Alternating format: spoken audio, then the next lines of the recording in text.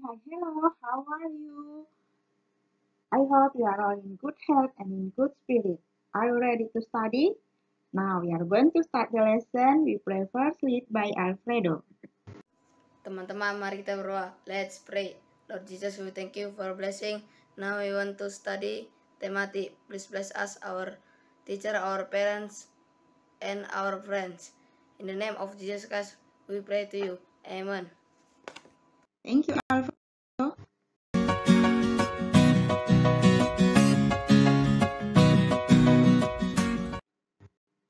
Tema 2 atau tema 6B, persatuan dalam perbedaan, subtema 2, bekerja sama mencapai tujuan, pembelajaran kelima dan keenam. Tujuan pelajaran kita hari ini pertama, menjelaskan perjuangan mempertahankan kemerdekaan Indonesia melalui proklamasi. Kedua, mempraktikkan pola lantai melingkar tari kreasi daerah. Ketiga, menyajikan contoh tentang manfaat persatuan dan kesatuan dalam masyarakat NKRI. Dan menuliskan kesimpulan cerita berdasarkan informasi teks bacaan. Are you ready? Yes, mari kita lanjutkan. Beberapa hari yang lalu kita baru saja memperingati Hari Kemerdekaan Bangsa kita yang ke-76. Anak-anak tahu, setelah proklamasi kemerdekaan, semangat persatuan terus dijaga di tengah-tengah keberagaman dan kemajemukan bangsa Indonesia. Bangsa Indonesia kembali bersatu untuk mempertahankan kemerdekaan dari ancaman bangsa asing meskipun sudah merdeka. Mereka bekerja sama, bangsa Indonesia bekerja sama mengusir bangsa asing yang kembali ingin menguasai Indonesia. Selain melalui jalur pertempuran, pemerintah berupaya menyelesaikan konflik dengan sekutu yang ingin kembali menguasai Indonesia meskipun sudah merdeka, yaitu melalui jalur diplomasi. Apa itu jalur diplomasi? Yaitu melalui berbagai perundingan. Nah, contoh-contoh perundingan yang dilakukan pemerintah pada waktu itu yaitu pertama adalah perundingan Linggarjati. Itu tampaknya di selatan Cirebon pada tanggal 10 November 1946. Jadi delegasi dari Indonesia itu adalah pada waktu itu Perdana Menteri Sultan Syahrir. Kemudian dari Belanda itu ada Profesor Schermerhorn. Lalu ada penengahnya yaitu Lord Killarn atau Komisaris Istimewa Inggris untuk Asia Tenggara. Jadi pengesahannya itu pada tanggal 25 Maret 1947 di nggak tahu teacher ya, sekarang itu Istana Merdeka. Nah, ini orang-orang yang tadi teacher sebutkan, perwakilan dari Indonesia dan juga perwakilan dari Belanda, dan juga yang tadi mediator atau penengahnya Lord Killarn. Lalu apa isi perundingan dari Linggarjati tersebut? Yaitu Belanda mengakui secara de facto bahwa wilayah Republik Indonesia yaitu Jawa, Sumatera, dan Madura. Kemudian Belanda juga harus meninggalkan wilayah Republik Indonesia selambat-lambatnya tanggal 1 Januari 1949. Belanda dan Indonesia sepakat membentuk negara Republik Indonesia Serikat pada waktu itu. Republik Indonesia Serikat itu harus bergabung dengan negara-negara persemakmuran di bawah kerajaan Belanda. Nah, ini perjanjian atau isi hasil dari perundingan Linggarjati tersebut. Lalu yang kedua, yaitu perundingan diplomasi yang kedua adalah melalui perundingan Renville, yaitu pada 21 Juli 1947 Belanda melanggar perjanjian Linggarjati dan melakukan agresi militer pertama. Dilaksanakan tanggal 8 Desember 1947 di kapal perang Amerika Serikat USS Renville. Indonesia diwakili Amir Sarifuddin. Sementara Belanda diwakili R. Abdul Qadir Wijodatmojo atau orang Indonesia, tetapi pada waktu itu dia lebih memihak kepada Belanda. Hasil perundingan ditandatangani pada tanggal 17 Januari 1948. Hasil dari perundingan dari Renville yang ditandatangani 17 Januari 1948 tersebut adalah pihak Indonesia mengadakan persetujuan gencatan senjata. Kemudian, pihak Indonesia juga menyetujui dibentuknya negara Indonesia Serikat. Lalu, Tentara Nasional Indonesia ditarik dari kantong pertahanan Jawa Barat dan Jawa Timur ke Jogja. Lalu Belanda bebas membentuk negara federal di daerah yang pernah didudukinya melalui jajak pendapat lebih dulu. Dan negara Indonesia Serikat sederajat dengan Belanda. Jadi, pada waktu itu pasukan Republik Indonesia yang berada di daerah kantong-kantong harus ditarik. Jadi, daerah kantong itu adalah daerah yang di belakang garis Van Mock. Jadi, perjanjian Renville ini merugikan Indonesia karena semua kota-kota besar di Indonesia jatuh ke tangan Belanda. Jadi, Amir Sarifuddin yang saat itu mewakili Indonesia dianggap gagal dalam perjuangan diplomasi. Sehingga pada 19 Desember 1948, Belanda akhirnya melancarkan agresi militer yang kedua setelah sebelumnya menyatakan tidak lagi terikat dengan hasil perundingan Renville.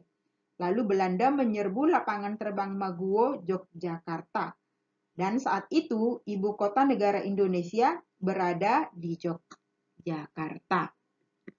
Lalu yang ketiga, perundingan diplomasi yang ketiga adalah perundingan Rumroen. Nah, perundingan Rumroen diambil dari nama ketua yang mewakili masing-masing negara yang berunding, yaitu Mr. Muhammad Rum dari Indonesia dan Dr. J.J. van Rooyen dari Belanda. Jadi, perundingan ini menghasilkan beberapa di antaranya, yaitu pemerintah Republik Indonesia dan Belanda bersepakat untuk menghentikan aksi militer atau menghentikan tembak-menembak dan membebaskan tahanan politik. Lalu, pengembalian pemerintah Republik Indonesia kembali ke Yogyakarta dan membebaskan para pemimpin Republik Indonesia yang ditahan Belanda dan segera diadakan konferensi meja bundar. Oke. Lalu kemudian kemerdekaan Indonesia itu berusaha dipertahankan oleh pemerintah dan juga rakyat Indonesia. Di antaranya setelah kemerdekaan masih ada perjuangan fisik, yaitu ada pertempuran 10 November yang dikenal sebagai Hari Pahlawan. Kemudian pertempuran di Ambarawa, pertempuran juga Bandung Lautan Api, dan pertempuran Medan Area, dan serangan umum 1 Maret di Yogyakarta. Nah, bentuk perjuangan diplomasinya tadi adalah Perjanjian Linggarjati, Renville, dan Rumroyen. Jadi, untuk mempertahankan kemerdekaan setelah Indonesia merdeka, masih ada perjuangan fisik dan juga perjuangan diplomasi yang dilakukan pemerintah dan masyarakat Indonesia pada waktu itu. Sehingga kita sekarang menikmati kemerdekaan ke-76 tahun.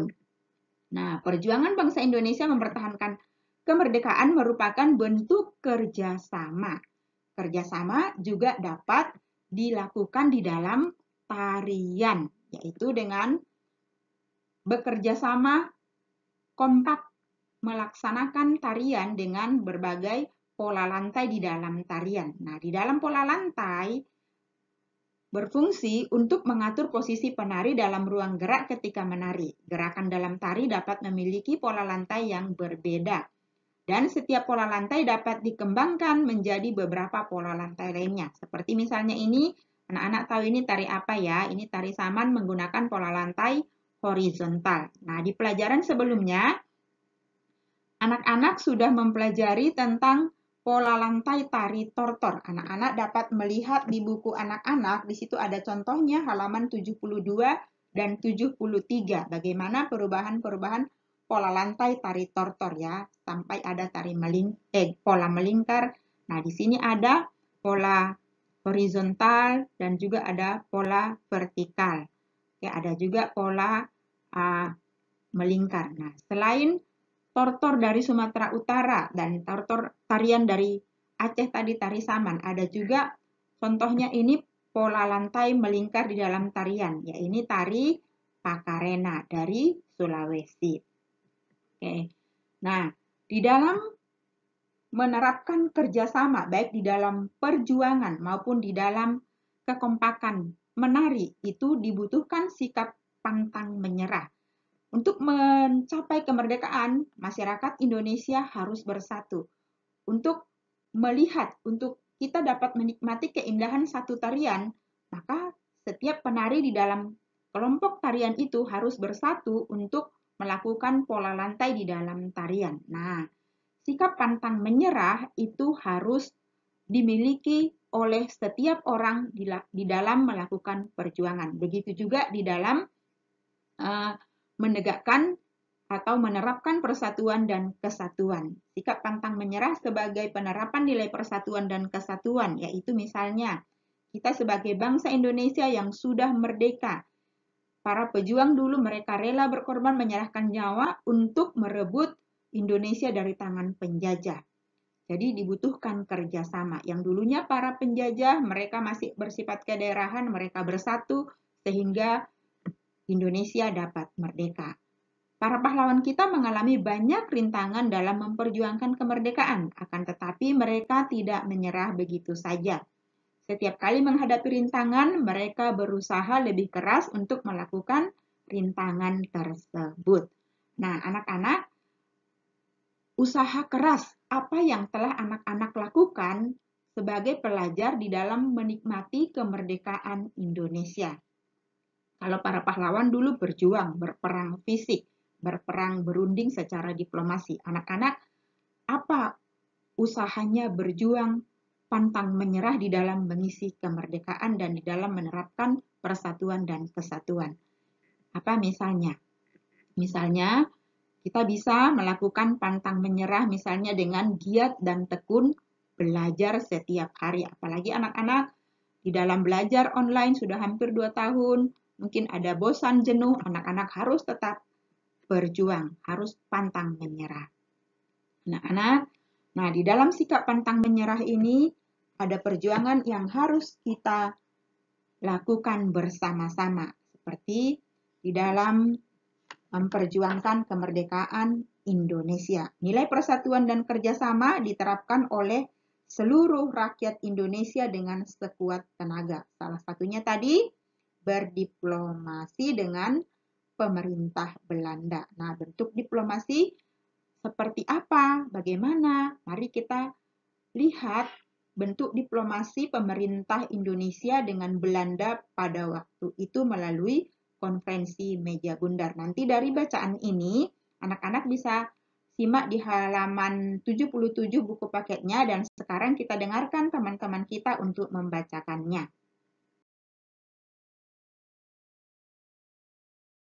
Konferensi Meja Bundar sebagai sarana penyelesaian pertikaian. Konferensi Meja Bundar KMB yang diselenggarakan di Ridderzaal, Den Haag, Belanda, dibuka pada 23 Agustus 1949 dengan dihadiri oleh delegasi dari Indonesia, Belanda, Bijeenkomst voor Federal Overleg, BFO, dan UNCI. Delegasi Indonesia dipimpin oleh Muhammad Hatta, delegasi Belanda dipimpin oleh Sultan Hamid, dan UNCI diketuai oleh Krijtschli. Konferensi Meja Bundar dipimpin oleh Perdana Menteri Belanda, Willem Drees. Dalam konferensi tersebut, dibentuk 3 komisi, masing-masing membahas masalah ketatanegaraan, keuangan, dan militer. Adapun beberapa masalah yang kemudian muncul, ada 2 hal. Pertama, persoalan kerja sama dalam Uni Indonesia dan Belanda. Indonesia menginginkan bentuk kerjasama yang bebas tanpa adanya organisasi yang permanen. Tetapi Belanda menghendaki adanya kerjasama yang luas dengan pembentukan organisasi yang luas pula. 3. Permasalahan yang kedua yaitu terkait dengan masalah utang piutang. Indonesia hanya mengakui utang Hindia Belanda yang dimulai pada saat menyerahnya Belanda kepada Jepang pada tahun 1942. Namun Belanda menghendaki Indonesia bahwa harus mengambil alih semua utang-utang Belanda dari masa pemerintahan Hindia Belanda sampai penyerahan kedaulatan, termasuk biaya yang dikeluarkan dalam membiayai perang kolonial terhadap Indonesia. Setelah perundingan berlarut-larut, pada 2 November 1949 tercapailah persetujuan KMB. Hasil dari keputusan tersebut mencakup beberapa informasi. Pertama, Belanda akan menyerahkan kedaulatan kepada Republik Indonesia Serikat (RIS) pada akhir Desember 1949. Kedua, telah diputuskan pula beberapa persetujuan pokok yang terkait dengan masalah keuangan, ekonomi, sosial, dan budaya. Ketiga, permasalahan mengenai status Irian Barat akan diselesaikan dalam waktu setahun setelah pengakuan kedaulatan. Keempat, kerajaan Belanda akan membentuk Uni Indonesia Belanda. Uni merupakan badan konstitusi bersama dalam menyelesaikan kepentingan umum. Terakhir, Indonesia akan membayar utang-utang Belanda sejak tahun 1942. Dari informasi yang kita dengarkan dari teks bacaan yang sudah dibacakan oleh teman-teman kita sudah mengetahui bagaimana perjuangan bangsa Indonesia melalui konferensi meja bundar untuk menyelesaikan pertikaian antara bangsa Indonesia dan sekutu. Nah, dari teks bacaan itu anak-anak dapat berlatih membuat kesimpulan dengan terlebih dahulu membuat diagram dengan menggunakan kata tanya adik Simba. Apa, siapa, di mana, kapan, mengapa, dan bagaimana.